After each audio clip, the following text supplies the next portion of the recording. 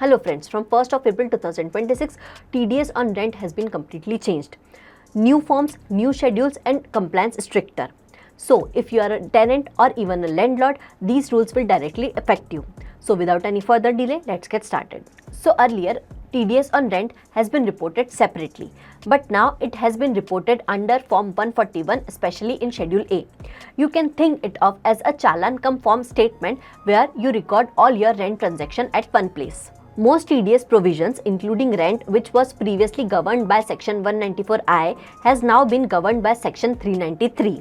With respect to the rates are 2% or 10% like previous ones, and the threshold is Rs 50,000 per month. So, to conclude, if your rent crosses the threshold, that is Rs 50,000 per month, you may attract TDS on rent at the rate of 2% if you are a non-business entity, and if you are a business entity and renting a land or building, the TDS rate will increase to 10%, otherwise it is 2%. If you are a tenant or leasee, your detail must be reported in form number 141, like your name, PAN and your percentage of tenancy. For example, if a flat is rented by two friends, their tenancy share must be reported in form number 141 and the total of the share must be 100. Similarly, the details of landlord must be reported in form number 141 as well, like their name, PAN, ownership details and their contact details.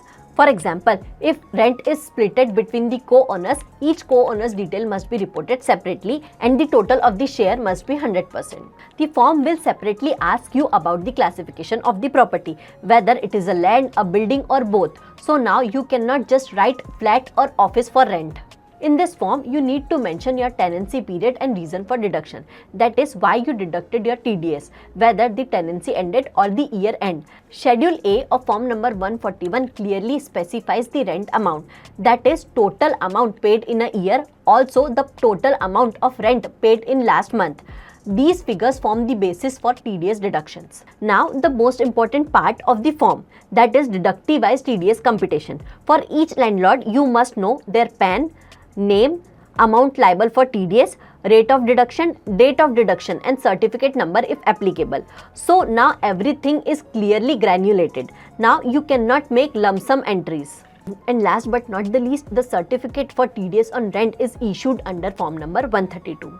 So now the system has become stricter and clearer. Multi-landlord and multi-tenant cases has been fully covered and deductions trigger are also identified. Property type is explicitly classified and deductee-wise reporting ensures transparency.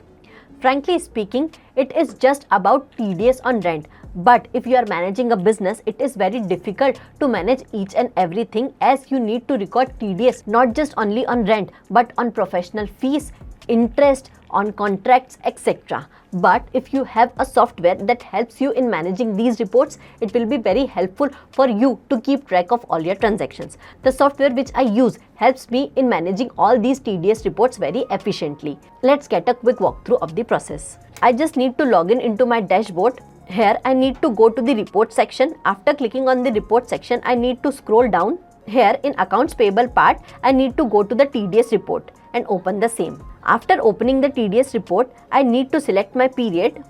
Here I have selected the previous year, that is from 1st of April 2025 to 31st of March 2026. After scrolling down, I'll get the details of all the TDS payable transactions I have done in previous year.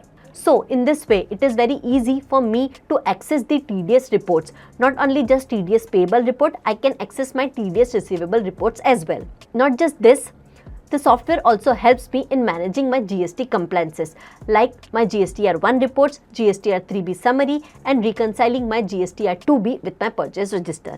If you also want to use this software and make your compliances easier, the link is given in the description. So friend, to conclude, from 1st of April 2026, TDS on rent has been governed under Section 393 and has been reported under Form 141 and Schedule A. So, do let us know in the comment if you have any questions or any suggestion regarding this topic. Thank you.